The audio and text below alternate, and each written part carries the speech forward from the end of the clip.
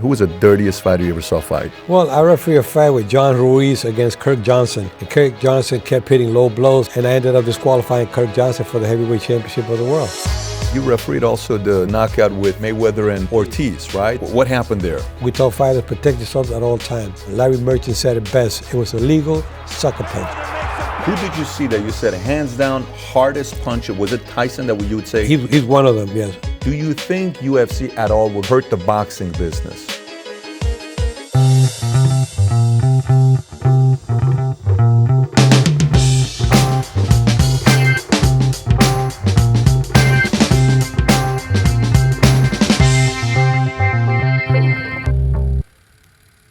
So listen, many people buy pay-per-view tickets to watch a great fight. Some go to the fight. Some buy $20,000 ringside tickets or even $50,000 if it's like a big heavyweight matchup that's taking place. But only one person gets to be in the ring watching it right there in front of them. And today, we're sitting with a Hall of Fame referee, over 170 title fights that he refereed, the one and only Joe Cortez. Joe, thank you. It's a pleasure. Thank you for making the time to come down to Dallas here with us. It's always a pleasure. Yes, it's good to have you. So I got a lot of things I want to talk to you about. The future of boxing. I'm kind of seeing right now Oscar De La Hoya's almost becoming the voice of boxing. He's almost becoming a Dana White of boxing because there's no Don King today. Don King on the boxing side is De La Hoya. So I'm curious to know what you think about the future of boxing versus MMA. And then some of the other stuff. I'm just curious. I had my guy who cuts my hair, Michael Rapatoni. He's from Philadelphia. He was a boxer before. He's the guy that cuts my hair. He cuts your hair too? Yeah, same guy, huh? Yeah. So he cuts my hair. I said, Michael, I'm sitting with Joey Cortez. What questions would you want to ask? He said, Pat, the first question, who's the dirtiest fighter he ever saw fight? So I'm going to open it up with that. Who was the dirtiest fighter you ever saw fight? Well, I refereed a fight with John Ruiz against Kirk Johnson. And Kirk Johnson kept hitting low blows. I kept warning him several times. I had to start taking action. I started taking points. I took a point early part of the fight. I took another point in the second part of the fight, and he kept hitting low, and I kept going into the corner. I said, listen, one more low blow, you're going to be disqualified. It was a nasty fight. Yeah. And I ended up disqualifying Kirk Johnson for the heavyweight championship of the world, which is something you don't want to see in boxing because people pay money to see a good match. And when you have to disqualify a fighter, that's really bad. Not only for the fighters, but fans. For the fans, really at least a bad taste. But was he a dirty fighter, or was it just that day when he was fighting? Well, I would say it was probably that day. Because I think he was getting beat up and he was looking for a way out. He figured, I'm going to let the referee get me out of here and disqualify me. Your story is a great story because you started off as a boxer yourself, Golden Gloves, I think 60 in 1962, and then you turned pro at 1863. You were 10-1 in your career with a lot of fights that you had, and then one day you decided to be a referee. How did that happen? How did you one day say, I just want to go out there and be a referee? After I had gotten married, I went to Puerto Rico 4 years after I got married and started working at El Conquistador Hotel. And I was working at the hotel. I worked my way up the ranks, and eventually I became assistant manager at the hotel. There's a gentleman by the name of Pat Masher, who was a policeman in New York, who was also a referee in the amateurs, who happened to referee my fights when I won the Golden Glove Championships, along with my brother Mike in Madison Square Garden. He was a guest at the hotel. He ran into me, and he's the one I planted the seed when I moved back to New York in 76, the end of 76. I gave him a call. He said, Pat, I'm here in New York. Maybe go out for lunch. He said, I want to talk to you. He said, I want you to become a referee in the amateurs. So he planted the seed, and that's the way it all started. I refereed the amateurs, the Police Athletic League, then the Golden Gloves. 6 months later, I get called from the New York State Athletic Commission, a gentleman by the name of Frank Morris, deputy commissioner. And he said, Joe, I want you to turn pro. I've already been doing this for 6 months. He says, I know, but we want to work with you and get you rolling. Normally you have to referee 3 to 5 years in the amateurs before you even consider going pro. So I had some talent, and they worked with me. And 5 years later, I'm doing my first world championship fight, Aaron Pryor against Miguel Montilla. Unbelievable, that quickly. Yeah. So I was on my way to becoming a household name, and very honored that I got to make it to do the major fights. So let me ask you, when you refereed Mike Tyson, was that before? No, that was after, right? You were already a pro referee when you refereed, because Mike was he 15, the fight that you refereed? The Olympic fight? No, I never refereed Tyson until... You were the third referee on that match. No, well, until when he turned pro, that's when I started refereeing Mike Tyson. So you have been in the ring with Mike? As a referee 9 times. 9 times? Yes. How was that, watching him? Well, he's an animal in there. I mean, he's a devastating puncher. With either hand, he has the speed for heavyweight.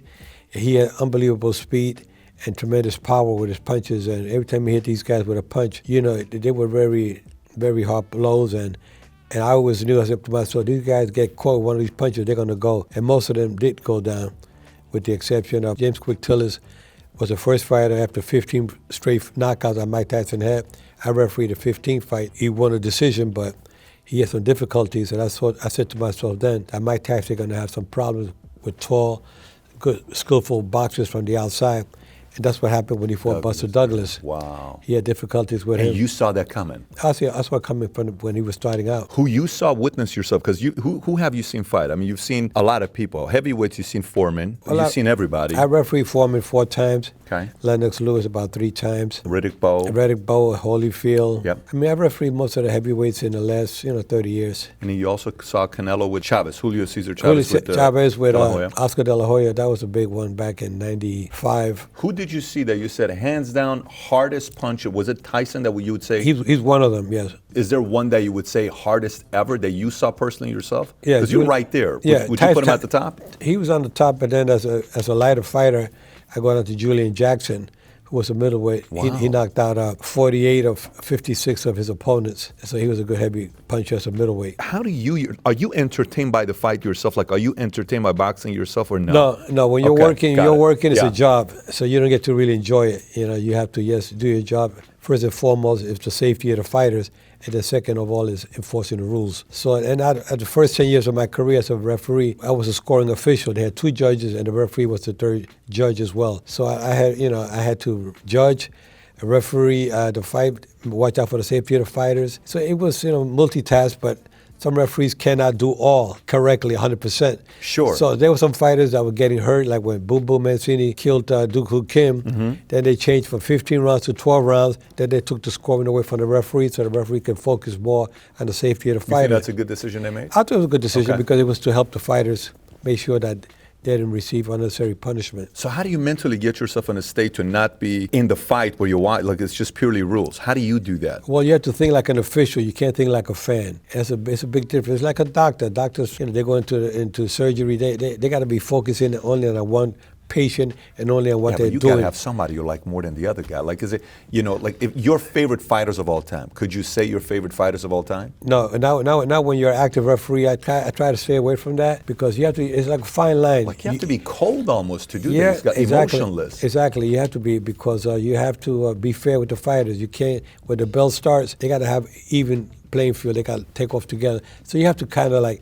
Don't pick sides. When you could do Oscar De La Hoya against Joe Palooka. You can't favor Oscar De La Hoya because he's a favorite name. I look at fighter A, fighter B.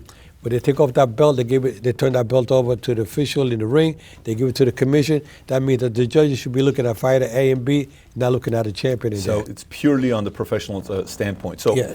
who, as you're refereeing, so you said hardest puncher, you said Tyson. And then middleweight, you said someone else. Julian Jackson. So now, who was the fastest you watch? Who, like right in front of you, watching these guys fight, who was the quickest? Footwork, hands. Well, Sugar Ray Leonard was one that had a lot of footwork. Hector Macho Camacho was another. He was also entertaining. Yeah. Very charismatic individuals in the ring. They can move around pretty good.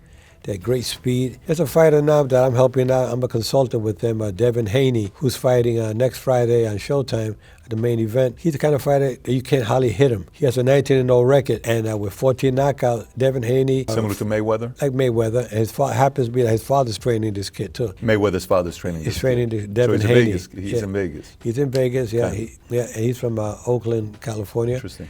And he's a great fighter. Believe me, I say that this kid's going to go places in boxing. You think so? He can't hardly touch him. He has good ring mechanics. He has good reflexes, timing. He can punch. He's all around. This kid has it all. Even Mayweather said it. That's the next rising star in boxing. So today, if you are gone, you're retired. Your last fight was Canelo versus Joselito, right? Joselito Lopez. And then you retired back in 2012 when you retired. So Right. today, you've been away from it. But when you go back and you have history, you've been in this industry for a long time, 4 decades, five decades, right? Exactly. So who do you say now, like this is my favorite fighter of all time, or these are the greatest fighters of all time? Do you have that now? Yes, I look back now and say Muhammad Ali was one. I never refereed. He was one of them. Roberto Duran. Oh, you put Duran on that Yeah, list. oh yeah, absolutely. Everybody in boxing knows that Roberto Duran is one of the greatest of all times as a lightweight. And you have Julio Cesar Chavez, was a great one. Oscar De La Hoya was an outstanding fighter. Manny Pacquiao, who I refereed about 4 times, he's another outstanding fighter. I mean, Mike Tyson, absolutely, he's in that mix as well. Would you put Mayweather in that list as a top 5 Yeah. of all time? He has proven himself. Won so many championships, held the titles for over 19 consecutive years. What fighter has done that? None. So for his weight class, would you say he's the greatest of all time for his weight class since he's never been beaten? No, I would not say the greatest. Really? No. Tell me why, though. Because I felt like Sugar Ray Robinson was the greatest at 147. Then he went to middleweight. But there's been other fighters that have been outstanding. I mean, Sugar Ray Leonard, if you compare both him and Mayweather, I would say that Sugar Ray Leonard had more ability, more ring mechanics, and he had so many more different techniques in the ring than Floyd Mayweather. Mayweather was a good fighter, excellent, good defense.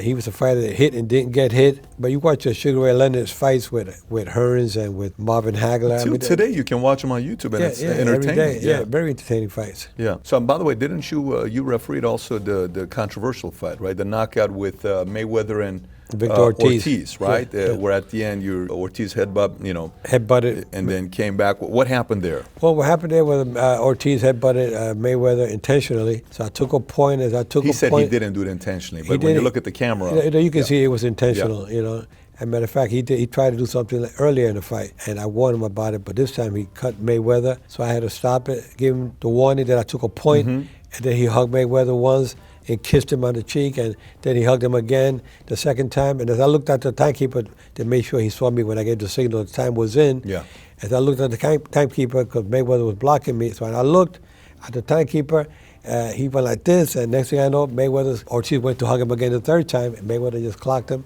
because I already called time in. We told fighters protect yourselves at all time, and that's just what happened. He dropped his guards, and Mayweather took advantage of it. Larry Merchant said it best. It was a legal sucker punch. I love that, legal sucker punch. Yeah. I remember watching that fight. I was watching the fight live, and I'm saying, wait a minute, what just happened here, right? Right. But even after the first left he took, he's still looking at you. Yeah. At least after the left, have some reflexes to move. I don't know why he didn't move. I didn't understand that he part. looked at me like, said, Joe, man, he hit me with a punch, and they came to the right hand and knocked him out. But you know what? When time is in, you don't be hugging and kissing the guy the third time. Yeah, I didn't understand. What I didn't understand is the following. I don't think if the one that was a sucker punch was the first punch, not the second punch. Because the first punch came in, and then Mayweather didn't go boom, boom. Mayweather hit the left, and then he backed up, and Ortiz is looking at you, then hit the second. I'm like, at least put your hands up, protect yourself. Well, he was in the concussive episode at that moment. When he got hit with that left hook, he was ready. Not there. I didn't understand. He was there, but not there. And no matter what, Victor Ortiz did tell me afterwards, and we had lunch together, dinner together many times after that. He said, Joe, my corner told me to headbutt Mayweather intentionally. He said, I never done that. That's not my style, but they wanted me to do that to stop the momentum. And he says, I got rid of the whole team. I'm no longer with him. He said, and I apologize for what happened that night. Historically, was he known as being dirty or no? No, never. He wasn't being known for dirty. I don't remember anything dirty about the guy. No. Yeah, that was kind of weird when you saw that. What fight is he fighting that day? Going back to Chavez, I mean, when you hear people talk about Chavez as a boxer, it's a whole different conversation. The amount of fights he had, I don't know how many people during his era fought as much as he fought. He was fighting every 2-3 months. He was not turning down any fights. What made him so special? Well, there's only one Julio Cesar Chavez. He definitely is one of the great ones in the history of boxing. He had good ring mechanics, a good puncher, could take a good punch. He had great defense as well. He was just one of those special guys that knew how to work the body, work the head. He figures you kill the body, the head dies. He had a good devastating left hook to the liver, which is one of his trademark punches. And he was definitely an outstanding fighter. He just seems to have it all. You look at certain sports, you find certain sports athletes that have something different than everybody else. And what's so different about him is he had it all. He had it all. Yeah. And then Duran, because I know a lot of times when you hear Tyson talk about boxers, he always goes back to Duran. Yeah. So he's always given so much love and credit to Duran and Ali, always. But what made him so special? The boxing skills that he had. I mean, he almost came out unmarked in all fights, for the exception of the one I refereed with him and Oscar De La Hoya the first time when he got cut with a hard jab in the first round. Is this Duran or is this... No, I'm talking about Chavez. Duran. I'm talking Duran. Okay, I'm talking Duran. Duran's so outstanding because he had a killer instinct. He had that look in his eyes. He was always focused and always know how to cut the corners, cut you down, how to work combination. He was great counter puncher, good body puncher, good head puncher. I mean, he had all, the footwork that he had was unbelievable. And the speed he had for lightweight, he was lightweight, welterweight, super welterweight and middleweight champion. He won division. That's insane what he Exactly. And I remember refereeing his last title fight that he won against Iran Barkley in '89, with which I think was one of the best fights I've ever refereed. That was my 27th world title fight. Roberto Duran, Iran Barkley. Barkley lost his middleweight title against supposedly a washed-up fighter. Duran came back that night like he was a young fighter and took the middleweight championship. You know, post the Leonard, the fight that we had, the Sugar Ray Leonard, I think he got the $10 million purse. It was a number like around the $10 million. And he came back to Panama. I've been to his restaurant when I went to Panama. You know, him and his wife are always there themselves. Right. He's always dancing with his wife. But when you go there, when you go back to that era, if he didn't lose his discipline and stayed strong and didn't put on the weight, how long do you think he could have gone? He could have gone at least another 5 more years. He's party a lot. Started doing drugs and drinking, and they have the world by their fingers. He could have gone at least another 5 more years because he was always in great shape at the first part of his career. The second part, he started fading when he did that no mas fight against Sugar Ray Leonard. People said, "What the hell happened there?" You never see anything like a fighter just walk away in the middle of a round without taking a punch. He just got disgusted and just couldn't deal with Sugar Ray Leonard's tactics and disrespect. He just said, "You know what? I'm out of here." And that was in the no mas fight. You think that hurt his legacy, or do you think the boxing people who know the world of boxing still put him as one of the great ones? Well, I think it tarnished his career to some extent because people always remember that one. Yeah, I mean, they made movies about it, documentaries about it, and all this stuff about him. Yeah, but he was definitely he still goes out as one of the greatest in the lightweight division. How much, like, you know, a lot of time people ask me questions about entrepreneurship and business, and they say, "Oh my gosh, look at this guy." You know, and I've been in the world of sales for a while, and I saw a lot of guys come and go, and I would see you guys, wow, this girl's gonna kill it. She's so amazing, tenacious. Look at him. He's so amazing at the way he talks and communicates, but then there was bad habits that they had on the side. How often you saw guys coming up where you said, this guy could be a future Hall of Famer. He could be one of the best ones that we've ever seen. And then they took a wrong route and made a mistake, and then boom, tarnished their entire career. How often did you see that in your world? I saw it quite often. That's why with a big name like Mike Tyson was one of the great ones. He himself admits it in his show that he does, the Undisputed Truth talk show that he does. It's a shame to see a fighter like him who had all the talent in the world. And he was just, when he went to Japan to fight Buster Douglas, he was hanging around with girls and doing drugs in Japan, just going crazy, and he loses the title. And that was, from that time on, all the fighters said, okay, you know, Mike Tyson exposed himself. He could be taken. And he was, you know. I mean, even his last fight that I refereed against Kevin McBride in D.C., I had to stop the fight. Mike Tyson, he was trying to knock this kid out, but Mike Tyson was no condition to. A guy that nobody even heard of, Kevin McBride, I had to stop the fight at the end of the 6th round. Mike Tyson just couldn't deal with it. He was so fatigued. Not that he was taking a pounding, but he just couldn't deal with it no more. In his heyday, he would have knocked this guy out in 1 round or less. So do you think that's common in the world of boxing? Yes, a lot of fighters. Why do you think? They're uneducated. They're uneducated. Okay. They're not trained properly. You need a good leader, somebody, a good role model to keep you on the right track. Especially when you make it to the top level in your career, you're fighting the big names. You're coming out of poverty. You're living almost in the streets, and all of a sudden you get $10 million. Yeah. And these guys, $10 million, they buy homes, the best cars in the world, everything. Before they know it, they're strapped out. They get bumped off with a fight, 2 fights. They're not making the $1 million fights anymore. Now they lose their homes, like Mike Tyson lost homes because he didn't have the money to pay for the taxes. They just don't know how to manage their monies. I think they need to be educated a little bit more when they start making this kind of money. I think that's one of the reasons why they respect LeBron so much in the world of NBA, because this is a guy that grew up without a father figure, didn't go to school. The argument with him and MJ went to Carolina, he had a Dean Smith, or Kobe had a father that played in the NBA, and LeBron comes in without anything, and he stays so disciplined, all this money being given to him. And you see that in all sports, but in boxing especially. I was just curious to know what you thought about it. Let me ask you, historically, when you think about boxing, what if you were to say these 5 events or characters helped the world of boxing, who would you say they would be? Hypothetically, like the movie Rocky, did that help the franchise of boxing? If you were to say a few names, a handful of names, who would you say those names would be? I have to say Sugar Ray Leonard was one of them, because when he became Olympic champion, I mean, he was a household name. Oscar De La Hoya, another Olympic champion. What did they do? They changed the game? They inspired other future generations? Yeah, not inspired. I mean, they brought great talent to the sport. Even Roberto Duran, I mean, he came out of nowhere from poverty, became one of the best fighters out there. I mean, these guys would sell out arenas. I mean, they were really outstanding fighters. Julio Cesar Chavez, I refereed him against Greg Haugen in Mexico City, Azteca Stadium, 136,000 fans. showed the largest crowd in boxing history. People say, how did this one individual, how do you was able to sell out a stadium like that? What was so special about him? There's fighters out there, a handful of them, that really turned boxing around. And of course, Floyd Mayweather is one of them as well. I mean, he's the first athlete to ever make $1 billion in the sport of boxing or any sports. So there's a handful of good fighters that make it turn the whole boxing around. Mike Tyson was one also. He would sell out any arena because of his punching power. How much of it do you think is promotional? How much of it do you think is abilities? Showmanship is what I'm talking about. You got to have good showmanship, but you also got to have good promoters behind you, a good marketing team. The promoters are important because if they don't sell a fight right in advance, you have to sell your fight, your show. If you want to be successful, you need a good marketing and promotional team behind you. You cannot do it by yourself. Even though Conor McGregor, when he fought Mayweather, he was pretty good showman himself. He promoted in a big way. In a big way. And I remember they called me to train him. I trained him for 5 weeks on the rules on boxing. So while he was sparring, I'd be in the ring with him and giving him instruction, making sure he did the right thing so he would look halfway decent in the ring against Floyd Mayweather. He lasted 10 rounds. You know, that's another guy that was able to. Showmanship. Of course, Muhammad Ali, great. You know, he was a good talker. And he performed. And he came across. With Conor, when you were working with him for 5 weeks, which, by the way, brilliant move on his end for him to want to bring somebody like you so he can teach him what to do, because he kept hitting Mayweather in the back of the head every time he would hug him. I don't know if you caught that part when you were watching. I caught that part, but that's one of the things I took points from him doing training. You were doing that to him in the training? I would take point away. I said, no, you can't do this.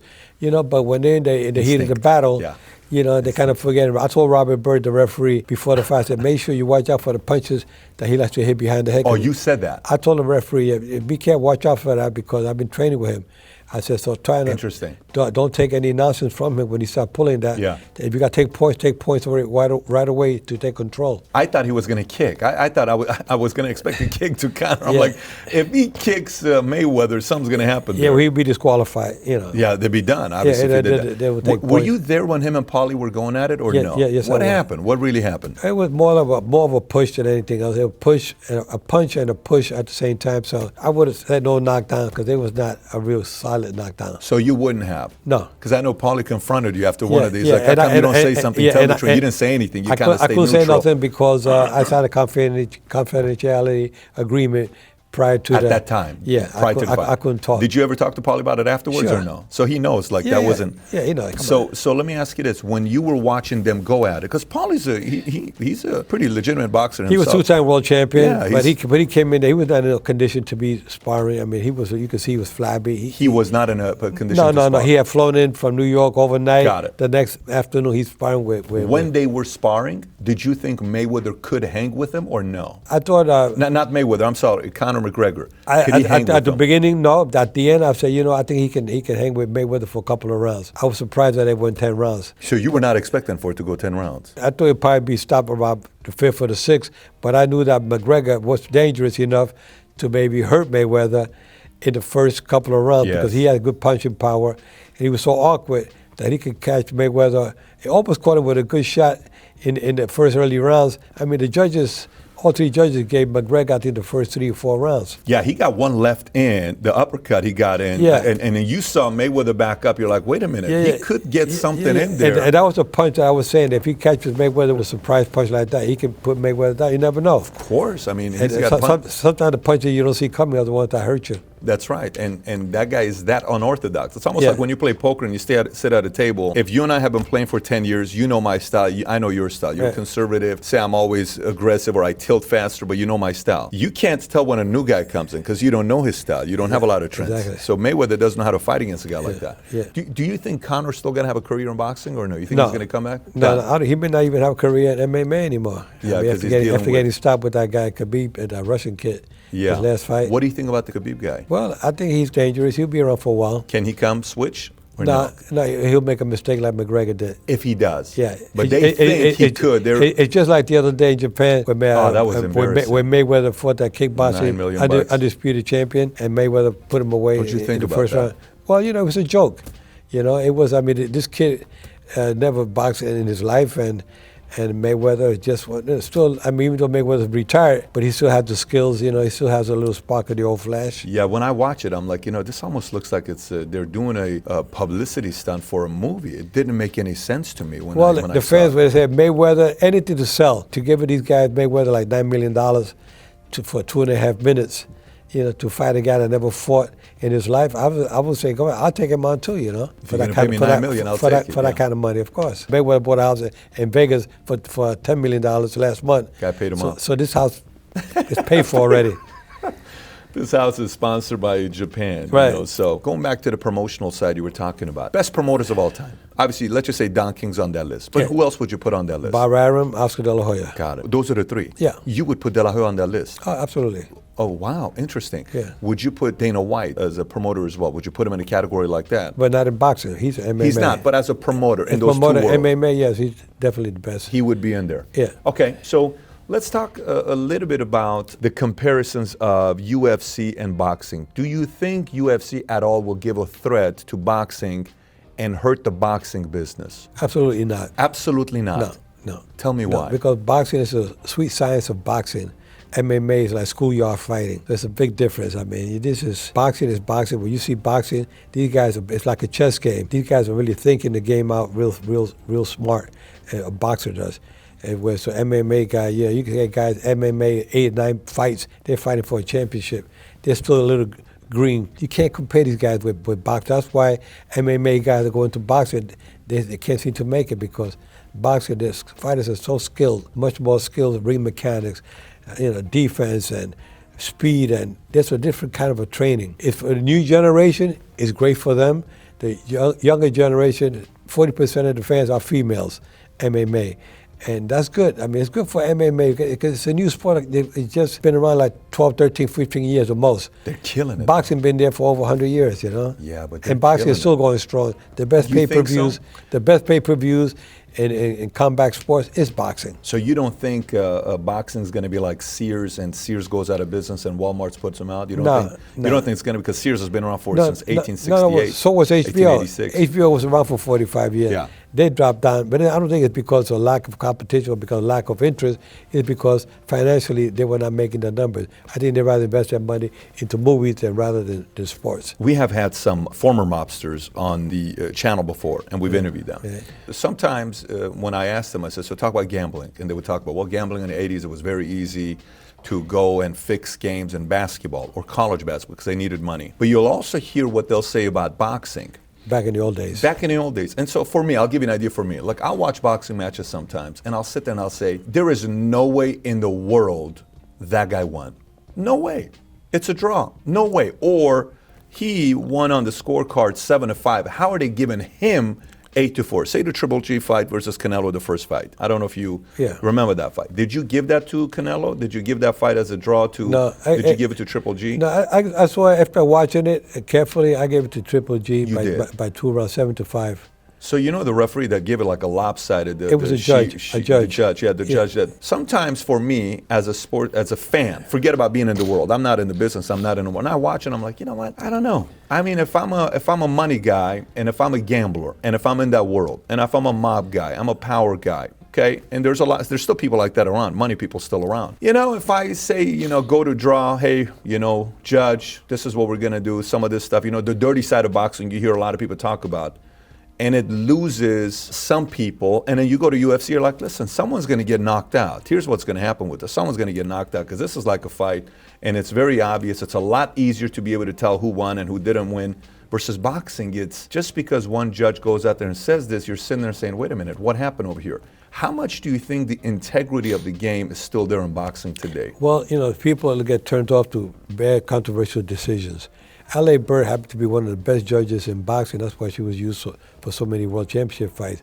Her husband, Robert Bird, is also a referee. He was in the Marines. He was a police, a captain in the police in L.A., a very respectable family. She just had an off night. Then again, I was talking to one of your men last night, Mario. We were talking about positioning of the judges. Mm-hmm. I totally disagree with the position of the judges today because of the angles where the fighters they're blocking, they're throwing punches. Sometimes you don't know if the punch landed or not. That's why they have judges at 3 different sides of the ring they'll see different punches that are being landed. Where these two judges saw the punch, that judge didn't see it. The fighter go another way. It's the angles. They miss it. Up until recently, I did a study and I changed position of the judges. I put 3 on top, high ladders, and 3 on the bottom, just to see. And I got into the ring with 2 fighters. And I gave them clickers. I said, I want you to click when a punch is thrown and you don't know. When did you do this? How recent was this? Oh, this is about 4 years ago. And I did the study, and it proved that from the top, the most they would miss per round per judge was 1 to 2 punches per round. They would miss on the top. While on the bottom, I would ask the judges, how many punches did you miss? Anywhere from 9 to 19 punches per round per judge. So then I would change the judges from the ones downstairs. I move them upstairs. For 4 rounds, we did this, and it was the same result every round. The most upstairs they would miss was 2 punches. On the bottom, always 9 to 19 punches per round. So I said, we got to change the position of the judges, raise them up a little higher, you can see better. That's why at home, the viewers get a better view of the fight, the punches that are being landed, compared to the judges live. Like in tennis, you got the umpires, the referees on tennis, they're sitting up high, looking down, because they can see the lines better. Otherwise, they would have had them on the low level. So I said, in boxing, if they would have raised them up from the beginning, they can see, the punches landing. Ring Magazine, I asked them to give me a little column on it. The guy loved my idea. He said, Joe, it's the most simplest but most ingenious idea I've ever seen. I said, this is amazing. He gave me 4 pages, and I proved it with photos from the punches that are taken from the different angles from here, and a photo from up here. How here you can see 2 fighters that are landing down here, or you see it's the back of a fighter. So it was simple, but people say, no, the judges, whatever you put up, they're going to interfere with the view of the fans. I told them, create an acrylic type of a chair, like an umpire in tennis, make it acrylic, where it would not interfere with the views of the fans, but they wouldn't complain. Mauricio Suleiman, the president of the World Boxing Council, said, Joe, I like the concept. We're going to do it in Mexico. We're going to start with the preliminary fights, and we'll do the acrylic chair to see how that goes. I'm still waiting for that to happen. When is that in Mexico? When? Well, that was last year. But they didn't do it? No, nothing yet. But I guess people are still a little hesitant. So let me ask you this. To make changes. You do agree that even yourself, when the fans say, I don't think the decision, I don't agree with the decision, you also agree that they have to make some changes or else they're not getting the right judging being done today? Exactly. I still think that I've been in boxing so long, I think out the box. A lot of folks just don't think that way. I've been in boxing so long, I look to see, I leave no stones unturned when it comes to anything for the betterment of the sport. So I'm always looking to see what can I do to improve. And that's one area that I think needs some help. I always say, I know the judges, I know that they're not corrupt, I know they're not on the take. It's just that where they're sitting, the position is not where they should be sitting. They sat them there from the beginning when they first started boxing over 100 years ago. They put him in the wrong position. They should have been up higher, not down here. It's very hard to trust the fight, to trust the sport. Well, it's because you can't score what you don't see. As a fan, when you watch basketball, what happens? Hey, here's a score, here's how it ends, here's what happened, great. Football, very simple, these are the rules, this is what you're doing. And now they're doing instant replay, the whole thing that they added with instant replay. So was this a PI? Did he step in? Like recently there was a game with the Cowboys. Right. The receiver comes down, gets the ball, and they called it. Yeah, it is a touchdown. Initially, they didn't call it a touchdown, and then they end up winning the game. And so I think the boxing side, I don't know, when I watch it, every single time I watch it, literally every single time I watch the boxing match, I think about that today.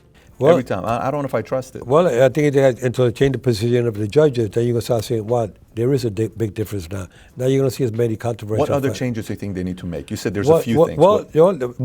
Better training for the judges and for the referees. If you don't work that often, you don't stay sharp. Yeah. You got to be working on a regular basis. You just can't work once every 3 or 6 months. You got to work like almost every month, like they do in Vegas. The least amount of judges you have, the more they're going to work. Some states, they have 25, 30 judges. You're not a fan of that? No. I think that the least you have, the more they're going to work. But everybody wants to get a license to be a judge or a referee. New York has over 30 judges and I don't know, about 20-some-odd referees. Does it pay well? Is it no, it's not that it pay well. I mean, it's not a good paying job. I mean, the most you're going to make for a Mayweather Pacquiao fight, the most you're going to make is probably $20,000. That's not big money compared to the hundreds of millions that you guys are making. So and the smaller for a big fight, yeah, and for the small fight, if you make $3,000 or $4,000, is a lot. Preliminary fights, you're lucky if you make a couple of $100. Get out of here. Yeah, with small fights, Yeah, fours and 6. Yeah, so How about referees? Are referees making money? no, or no, I'm saying no, there's no money to be No made. referee or judges. There's no money. No big money. So Like why are I they just, becoming judges? Is it because just more they do it because of the love of the sport. the love of the game? Yeah. Yeah. And you can't stop. I mean, there's nothing you can do about the love of the Yeah. game. I respect the love of the game. It's not like NFL, Major League Yeah, they're Baseball, making money. NBA. Those guys are making money. They get pensions and all that. Boxing, you're an independent Nah. contractor. You're like nothing. They don't take care of you the way they should. Are you a fan today? Do you look at it like a fan today, or are you still looking at it as an analyst? I know you're an analyst. You're I'm with a ESPN, boxing but analyst, but of course I've been trained so many years to be neutral. So I look at things very neutral. But still, till today, you're still I neutral. I try to be neutral, but I use a lot of common sense, and I look at things a little different than a regular fan. I mean, I see things that you and I be looking at two fighters, and you may see that they're equal. I can see right off the bat that fighter B is not even close to the fighter A as far as technique, skills, or whatever. I can see who's got the skill, who's going to make it. So who do you think is overly promoted that's not as good as people make him out to be? Anybody out there? Right now, there's a bunch of fighters that are coming up that haven't proved themselves, like Anthony Joshua, heavyweight champion from United You Kingdom. think he's the real deal? Yeah, I don't know yet. I want to see him against Deontay Wilder. Then I could tell you that he's a real deal. People already compare him to Muhammad Ali. Come on. The guy's he's not a household name yet in the States yet. How you could compare him to Muhammad Ali? He's got potentials, but I don't think he's ready at the level, not at that level yet. Do you watch UFC as well, or not at all? Not much, no, not at all. Do you follow any of it? Not really. No. Really? No, I'm not really an MMA guy. So you're more the art than you are about the actual two men or women I getting in the ring try to fighting. pick up a little because when I trained Conor McGregor for the Mayweather fight, I got a little bit more into it, and I went to a couple of events to watch and see how it was. It's okay, but they need a lot of work to be done there. Doesn't do it for you. No, not yet. Really? Yeah, it's not. I've been a boxing man all my life, so it's hard for me to. I kind of like it to some extent, but I see that they still have so much more to learn as far as being skillful in the ring. It's going to be interesting. Things got really serious with De La Hoya and Dana White. It seems like it got pretty serious. I like to see De La Hoya getting a little bit involved with the MMA. You would? I would like to see that happen. Why? Why would you want that? Because there's the new generation. There's a big following there, so you get a bigger captive. You're going to have a good captive audience, and you can have MMA and boxing on the same cards. And people say there's a lot of MMA fans that see these fighters. They didn't know. The younger generation, they get hooked on fighters like. You're saying cross-pollinating together. Yeah, exactly. You're not saying De La Hoya go and stay Golden Boy and start his own. That would be good. Against MMA, against UFC. Why not?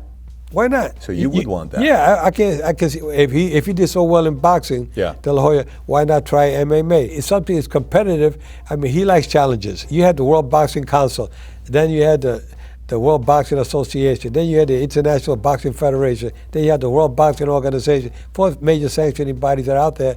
Doesn't mean because you have one brand, UFC out there, doesn't mean that somebody just cannot come in and start their own. Why not? The more, the better. You let them compete. Who's going to compete best, De La Hoya or Dana White? Who do you think? I think Dana White is doing good for himself because he's been established already.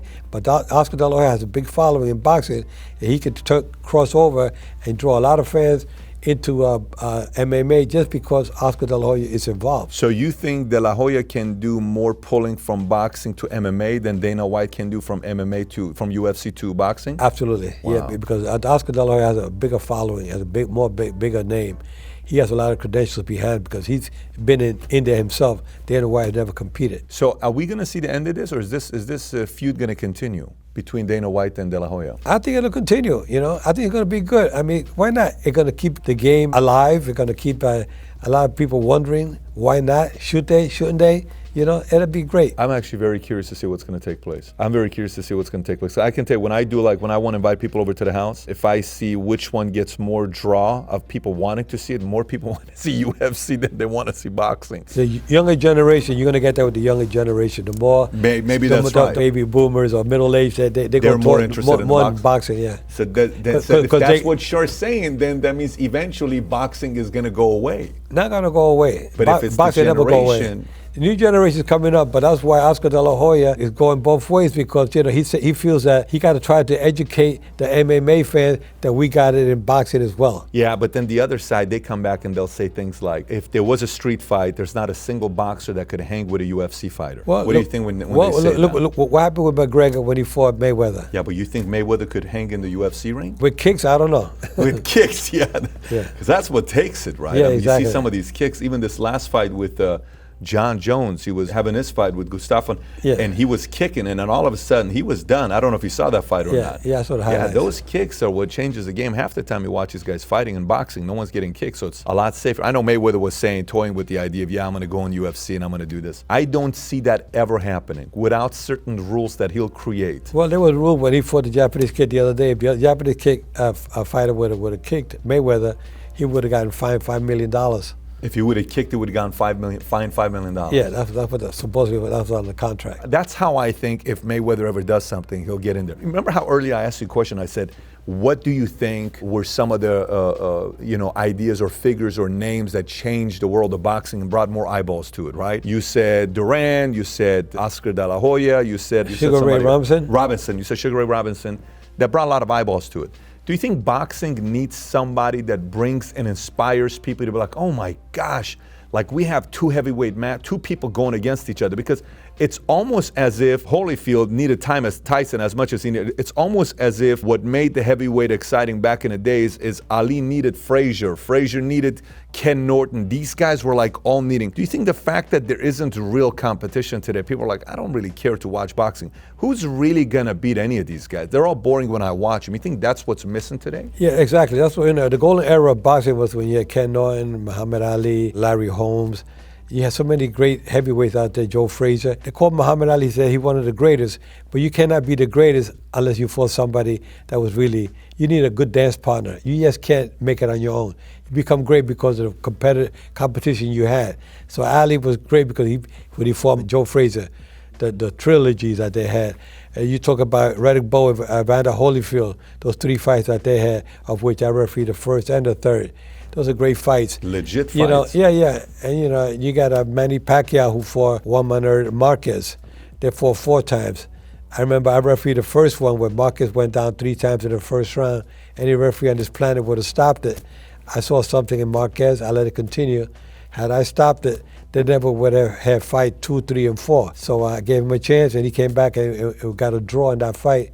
And they made a couple of $100 million because I didn't stop the first fight. Because you didn't stop the first fight. Exactly. But fighters out there, you only become great when you fight another great fighter. That's what I'm saying. And by the way, I was at the last Marquez fight with Pacquiao sitting next to Pacquiao's wife and his family. Right. And when you saw that punch, you thought the guy was, Dead. he was down. You thought he was dead. 30 seconds, he was gone. Yeah. Wife was in tears crying. Very interesting. It was. I think the same goes with baseball. I don't know if you're a baseball goer or not. If you're Puerto Rican, I know Puerto Ricans a lot of times are in baseball. Did you follow a lot of baseball coming up?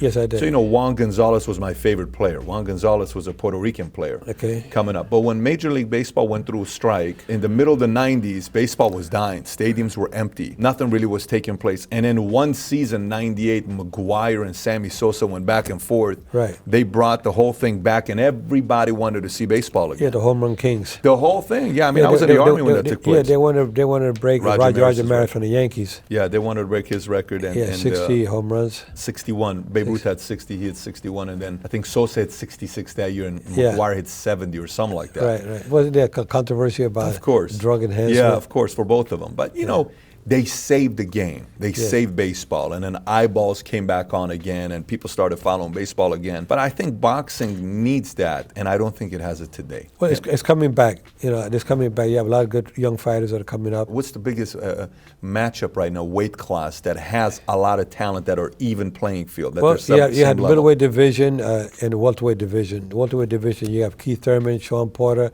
Earl Spence. So many young welterweights out there. In the top 6, you got Manny Pacquiao still in the mix. And he's fighting Adrian Broner. He's still fighting Adrian Broner. So Manny Pacquiao is still, the name is still there. Everybody wants to fight Manny Pacquiao because they got to make a good paycheck. But Manny Pacquiao was supposed to lose his last fight. He ended up knocking out Lucas Batiste from Argentina. Nobody thought that was going to happen, including myself.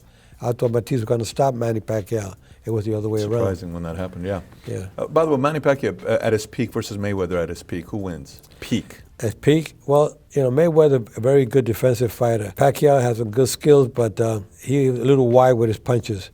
So you still give it to Mayweather. Yeah, Mayweather. Yeah, he would. Mayweather would capitalize on the openings when Mayweather's an excellent counterpuncher. I think Mayweather still would have won at the peak. You know how earlier we were talking about people are getting into bad habits, drugs, and all that stuff. You said yes, it's very common. I said, why do you think that is? And he said because of education, experience, all that other stuff. Who are some of the names in the world of boxing that behind closed doors, if they get a hold of a boxer, good things happens with them? You know what I'm saying? Like, he is working closely with such and such. He is working close because, when Tyson, his mentor, passed away, then all of a sudden he was a complete different guy. Like, wait a minute, I saw an emotionally stable human being. All of a sudden, who is this Mike Tyson? Yeah. Everything changed. Who are a handful of names that were very good behind closed doors to develop leaders and build them up? Back in the old days, there was a lot of mentorship. I mean, the trainers had to play the role, not only of a trainer, but a roles of a father. Try to keep these fighters on the right track. A lot of fighters, you have to be humble.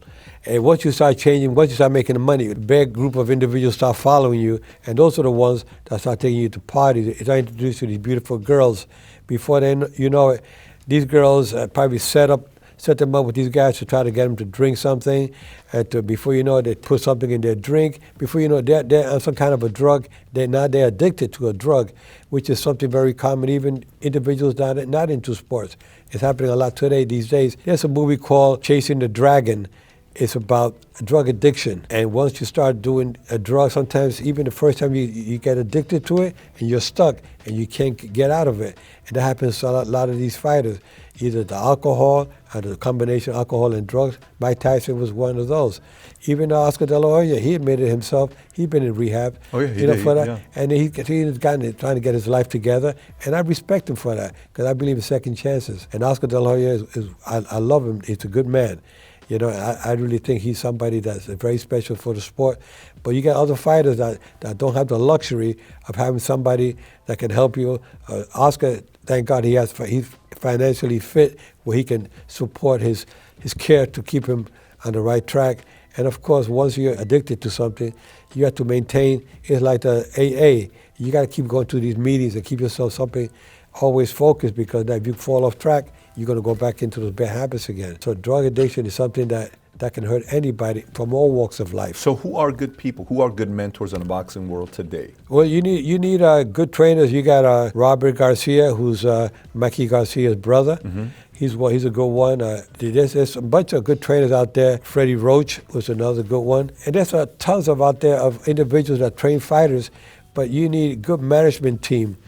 This Devin Haney, the fighter I'm talking to you about that I'm helping out as a consultant. He's 18-0. He's 18-0. He's 19 years of age. And his father, Bill Haney, is a father. He's a trainer, along with Floyd Mayweather Sr. And these guys try to keep their son in check. What are you teaching them, though? What are you saying to them? You're in the world. I talk to him myself, and I tell him, Devin, you're going to go places in boxing. You're probably going to be one of the better ones. Keep yourself humble. Don't get cocky.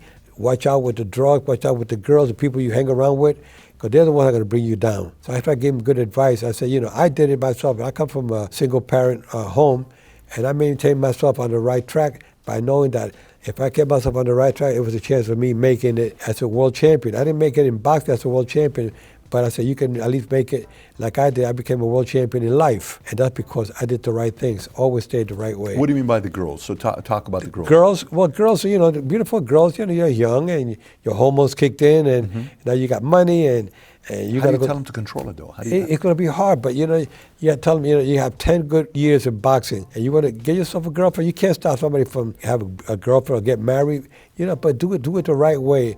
Keep yourself focused, and don't let yourself go on the wrong track, because if you stay on the right track with a beautiful young lady that you have. Sean Porter got married a couple of years ago, and he was single up until he was about 28 years old, but he kept himself on the right track. Finally got a nice young lady, and they got married recently. They have a little baby. And and I talked to him. I was also advising him with his team. He's a world champion right now, 147. And I think Sean Porter is one of the toughest ones in the welterweight division. But it's focusing. They have to be focused. And not only in boxing, but in all walks of life. If you want to be somebody special, you got to maintain your composure and learn to be humble, and yes, always be focused, knowing that just because you have money doesn't mean that you can control the world, doesn't mean that you're going to let your guards down. You have to maintain yourself in the right way, so you can say, I got to keep focused so I can keep growing.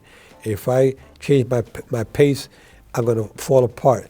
You have to have a good, solid foundation so that you can build off of it. How did you emotionally stay in place? Me, I've always been humble, and I always want to help people out. And I know by helping people out, I have to be a role model. And I have to try to, not only in boxing, but I could talk to people from all over the world. I've been with 3 presidents, talking one-on-one like you and I are talking right now. I've been blessed with so many things in life. I have 3 beautiful daughters. I've been married for 53 years. And I've always try to keep myself on the right track by having a good heart and always giving, paying it forward. And it's not like you've had some challenges you faced with your daughter when she went through, and you guys call your daughter the undisputed champion, right? Exactly. So why don't you talk about what happened with Well, your daughter? she was involved in a car accident 21 years ago. She ended up quadriplegic. She was in a car accident with my wife, Sylvia. You know, it's one of the things that happened to her, and you know, to this day, she still says, "Dad, don't worry about me. I'm okay." She gets in her car every day. She goes to the gym 5 days a week. She works out. She's the most beautiful young lady you will see. I took her recently to meet J-Lo. She's a big fan, and I know J-Lo. That's cool. And my daughter's she's focused 100%. You know, we're keeping a family together. We all live in Vegas. And you're still with your wife. So my wife, and I work with ESPN as a boxing analyst. I have a show, Fair But Firm, on Facebook. That's every Mondays.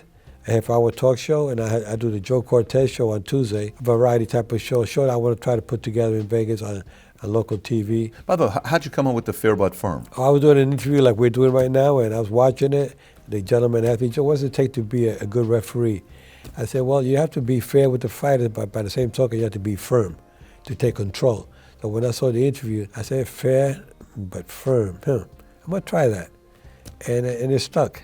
Yeah, I'm fair but firm. I think George Foreman said, you know, one thing about Joe is he's fair but firm. Yeah. And I became a branding for you. Yeah. Last series here. So the last thing we do is we call this a speed round.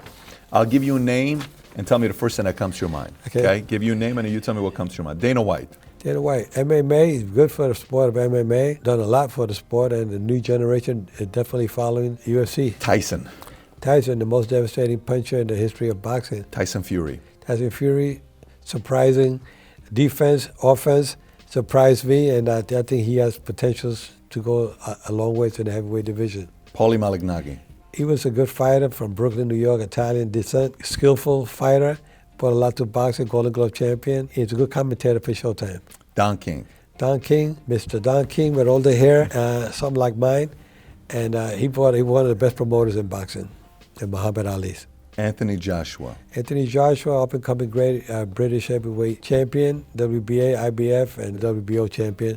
So he's somebody to reckon with in the heavyweight division. Khabib. Khabib, MMA, he surprised McGregor by stopping him. He has a great career in MMA. George Foster. George Foster, he beat me back in 1963. 6-round fight at Madison Square Garden, a decision that was kind of close, but I accept the defeat. You guys friends still? I haven't spoken to him. I'm looking for him. I want a rematch. Never.